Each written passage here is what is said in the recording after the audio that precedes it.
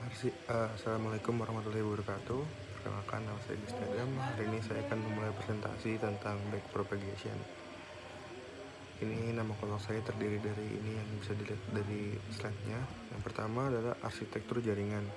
Salah satu metode pelatihan terawasi pada jaringan syaraf adalah metode backpropagation, di mana ciri dari metode ini adalah meminimalkan error pada output yang dihasilkan oleh jaringan.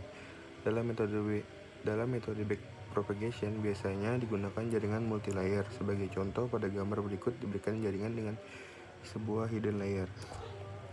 Ini adalah salah satu contoh arsitektur jaringan. Bisa kalian lihat sendiri di bawah ini.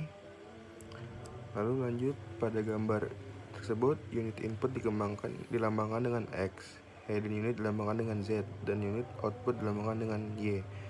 Bobot antara X dan Z dilambangkan dengan V, sedangkan bobot antara Z dan Y dilambangkan dengan W.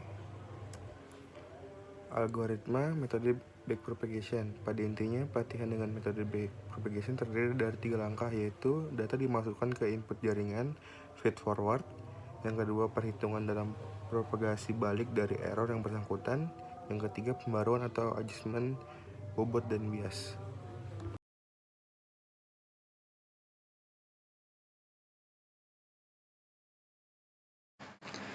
Saat umpan maju (feedforward), setiap unit input Xi akan menerima sinyal input dan akan menyebarkan sinyal tersebut pada setiap hidden unit Zi. Setiap hidden unit kemudian akan menghitung aktivasinya dan mengirim sinyal Zi ke setiap unit output. Kemudian setiap unit output Yk juga akan menghitung aktivasinya Yk untuk menghasilkan respon terhadap input yang diberikan jaringan. Saat proses pelatihan atau training, setiap unit output membandingkan aktivasinya Yk dengan nilai target Tk untuk menentukan besarnya error. Berdasarkan error ini, dihitung faktor di mana faktor ini digunakan untuk mendistribusikan error dari output kemudian ke layer sebelumnya. Dengan cara yang sama, faktor juga dihitung pada hidden unit Zi, di mana faktor ini digunakan untuk memperbarui bobot antara hidden layer dan input. Setelah semua faktor ditemukan, bobot untuk semua diperbarui. Step 0. Inisialisasi bobot dan bias. Baik bobot maupun bias dapat diset dengan sembarang angka atau acak, dan biasanya angka di sekitar 0 dan 1 atau minus 1. Step 1. Jika stopping condition masih belum terpenuhi, jalankan step 2 sampai 9. Step 2. Untuk setiap data training, lakukan step 3 sampai 8. Umpan maju feedforward. Step 3. Setiap unit input menerima sinyal input Xi dan menyebarkan sinyal tersebut pada seluruh unit pada hidden layer. Perlu diketahui bahwa input Xi yang dipakai di sini adalah input training data yang sudah diskalakan. Step 4. Setiap hidden unit akan menjumlahkan sinyal-sinyal input yang sudah terbobot termasuk biasnya. Dan berikut merupakan rumusnya dan memakai fungsi aktivasi yang telah ditentukan untuk menghitung sinyal output dari hidden unit yang bersangkutan. Berikut rumusnya. Lalu mengirim sinyal output ini ke seluruh unit pada unit output. Saya Dewanti Arianto akan melanjutkan presentasi dari teman saya. Algoritma metode backpropagation secara detail. Step 5. Setiap unit output akan menjumlahkan sinyal-sinyal input yang sudah berbobot, termasuk biasnya, dan memakai fungsi aktivasi yang telah ditentukan untuk menghitung sinyal output dari unit output yang bersangkutan. Propagasi error. Step 6. Setiap unit output menerima suatu target pattern yang sesuai dengan input training Python untuk menghitung kesalahan antara target dengan output yang dihasilkan jaringan.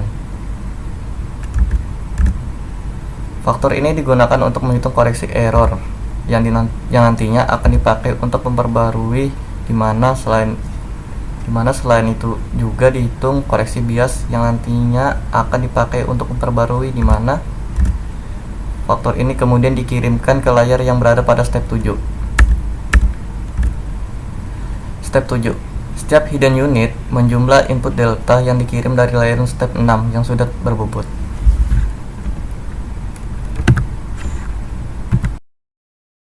Algoritma metode backpropagation secara detail, faktor ini digunakan untuk menghitung koreksi error yang nantinya akan dipakai untuk memperbarui, di mana rumusnya sebagai berikut. Selain itu juga dihitung koreksi bias yang nantinya akan dipakai untuk memperbarui. Kemudian hasilnya dikalikan dengan turunan dari fungsi aktivasi yang digunakan jaringan untuk menghasilkan faktor koreksi error. Pembaruan bobot dan bias. Step 8. Setiap unit output akan memperbarui bias dan bobotnya dari setiap hidden unit. Demikian pula untuk setiap hidden unit akan memperbarui bias dan bobotnya dari setiap unit. Step 9. Memeriksa stopping condition. Jika stop condition telah terpenuhi, maka pelatihan jaringan dapat dihentikan. Untuk menentukan stopping condition terdapat dua cara yang biasa dipakai, yaitu membatasi iterasi yang ingin dilakukan. Misalnya jaringan akan dilatih sampai iterasi yang ke-500, dan dimaksud dengan satu iterasi adalah perulangan step 3 sampai step 8 untuk semua training data yang ada. Membatasi error, misalnya menentukan besar mean square error antara output yang dikehendaki dan output yang dihasilkan oleh jaringan. Jika terdapat sebanyak M training data, maka untuk menghitung mean square error digunakan persamaan berikut. Setelah pelatihan selesai, jika kemudian jaringan diberi input, jaringan akan menghasilkan output seperti yang diharapkan. Cara mendapatkan output adalah dengan mengimplementasikan metode backpropagation, tetapi hanya pada bagian umpan majunya saja, yaitu dengan langkah-langkah sebagai berikut. Assalamualaikum warahmatullahi wabarakatuh. Saya Riano dan saya akan melanjutkan presentasi dari teman-teman saya untuk algoritma metode backpropagation secara detail. Baik, yang pertama, jika terdapat sebanyak M training data, maka untuk menghitung mean square error digunakan persamaan berikut. Setelah pelatihan selesai, jika kemudian jaringan diberi input, jaringan akan menghasilkan output seperti yang diharapkan.